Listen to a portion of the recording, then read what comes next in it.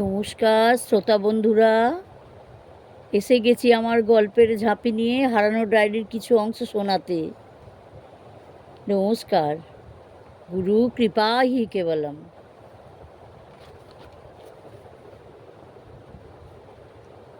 ঠিকই বলেছিস, বিয়ে বাড়িতে এরকম তো হয়, না হলে বিয়ে বাড়ির লোক সমাগম মজা কি? যাই হোক, বিয়ে নির্বিঘ্নে সুসম্পন্ন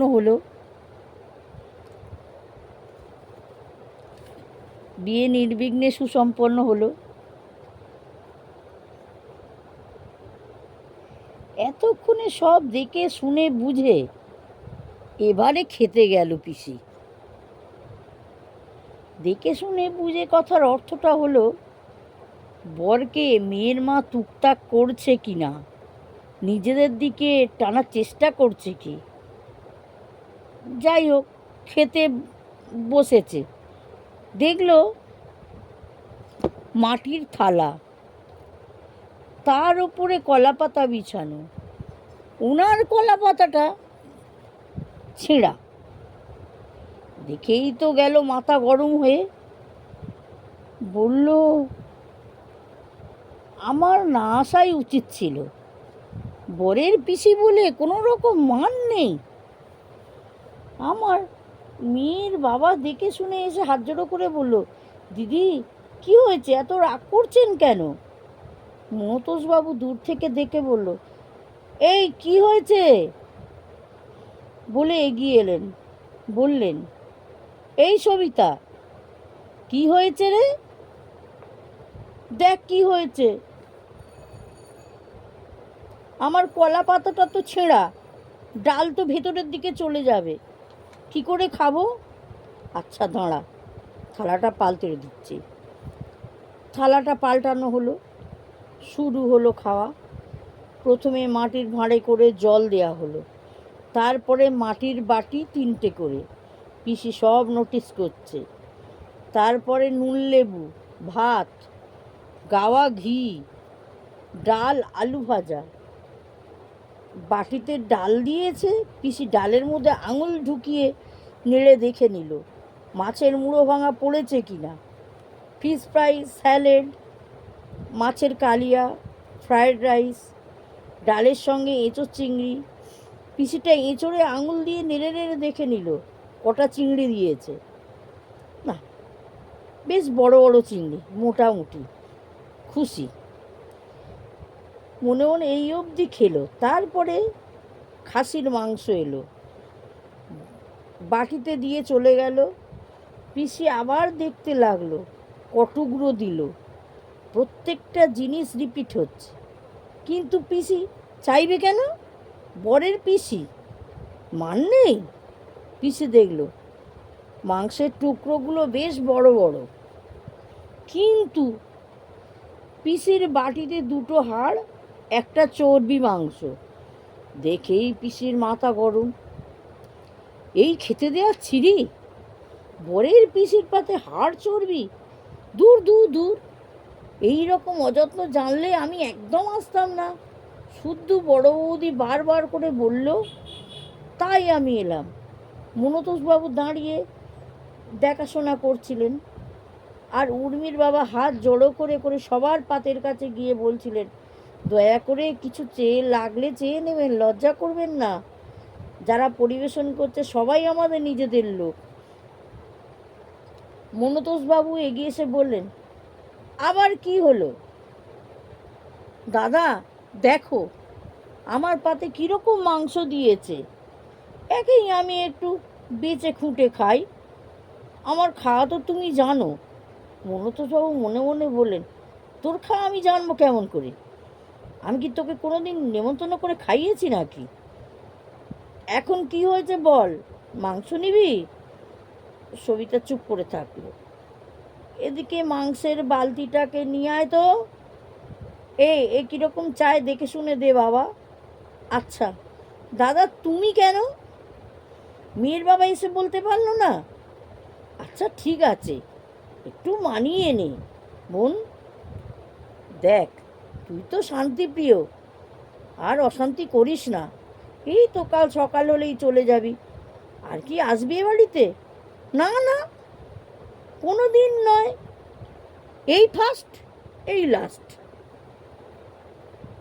তবে তুই যা লাগবে চেয়ে নিস, তুই তো খুব ভালো, তাই তোকেই বলছি।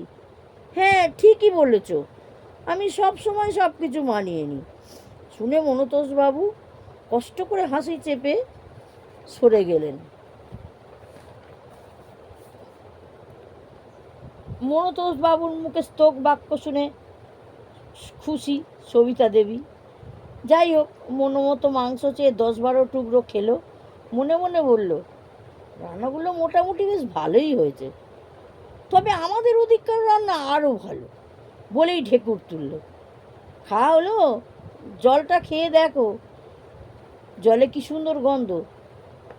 ভাবলো কলকাতার জল এরম গন্ধওয়ালা। তারপর স্বামীকে জিজ্ঞেস করলো, এদিকের জলে কি এরম গন্ধওয়ালা? না না, ওরা জলে গোলাপ জল মিশিয়েছে। শুনেই সবিতা দেবী বললেন, এগুলো বাহার লুতি দেখাচ্ছে, আমরা কত বড় লোক, দেখো এগুলো সব লোক দেখানো। কাল সকালে দেখব মেয়েকে কি গয়না দেয়। আমার বড়দা বড় বৌদি ভালো মানুষ, কিচ্ছুটি বলবে না, কিন্তু দেখে নেবো আমি। দূরে হচ্ছে বলে তো ফুলসজ্জার তত্ত্ব দিতে হলো না, বেঁচে গেল কতগুলো টাকা। আচ্ছা তোমার কি হয়েছে বলো তো? সমানে তুমি ভুল ধরছ। আমার ভাইপো ডাক্তার, ও কি জেসে ছেলে, তাই বলবো না কেন? ওদের মেয়েও কি ফেলনা নাকি? মেয়েও তো কলেজে পড়ায়, কম কিসে? তাছাড়া কোনো ভাইও নেই, বাবা মার অবর্তমানে সব কিছুই 2 মেয়ের। ঘুরে দেখেছো বাড়িটা? কেবল খুঁজে খুঁজে খুঁজে ধরছো। মেয়ের বাবা খুব শিক্ষিত, ভদ্র। কেন, আমার বাপের বাড়ির লোকেরা কি অভদ্র? মদনবাবু বুঝলেন এর সঙ্গে কথা বলাই ভুল, তাই কিচ্ছু না বলে ওখান থেকে সরে গেল। এবার বরের পিসি দাঁত খোঁচাতে খোঁচাতে ঢুকলেন। দেখলেন বরকনে বসে আছে, চারিদিকে ছেলে মেয়েদের বন্ধু স্থানীয় হাসি মজা করছে। উনি চেঁচিয়ে বললেন, কিরে সারাদিন উপোস করে আছিস, কিছু খেতে দিয়েছে তোকে? উর্মি অবাক হয়ে মহিলার দিকে তাকিয়ে রইলেন, সাগরের মুখের দিকে তাকিয়ে রইলেন। দেখে পিসি বললেন, কি নির্লজ্জ মেয়ে দেখো, নতুন বিয়ে হয়েছে সবে, বরের দিকে ড্যাব ড্যাব করে চেয়ে আছে, লজ্জার বালাই নেই। সাগর উর্মির দিকে তাকিয়ে বলল, আমার একমাত্র পিসিমা, বাড়িতে খুব আদরের। উর্মি হাত জোড় করে নমস্কার জানালো। পিসি দাঁত খোঁচাতে খোঁচাতে হাতটা মাথায় রেখে বলল, ঠিক আছে বাছা, ভালো থেকো আর আমাদের ভালো রেখো। আমার বাপের বাড়ি পাটনা উঠে যায়। উর্মি চুপ করে রইল। পিসি একটু সরে যেতেই সাগর উর্মিকে বলল, কিছু মনে করো না প্লিজ, আমার এই পিসিমাটি এই রকম, সকলের সঙ্গে এইভাবে কথা বলে, কিন্তু পরে দেখো এনার মনটা খুবই ভালো, প্লিজ তুমি ওনার কথায় কিছু রাগ করো না। এদিকে খুব আনন্দের সাথে বাসরাত কাটানো হলো, সারা জীবন মনে রাখার মতন। পরের দিন কনে বিদায়, খুবই দুঃখদায়ক সময়। বাবা যেন হৃৎপিণ্ড খুলে মেয়ের হাতে, কারুর হাতে তুলে দিচ্ছে। জন্মের পর থেকে টুকরো টুকরো স্মৃতি, বুকটা ভেঙে খান খান হয়ে যাচ্ছে। মা ফুপিয়ে ফুপিয়ে কাঁদছে, বোন দিদিকে জড়িয়ে কাঁদছে। এ এক কঠিন পরিস্থিতি।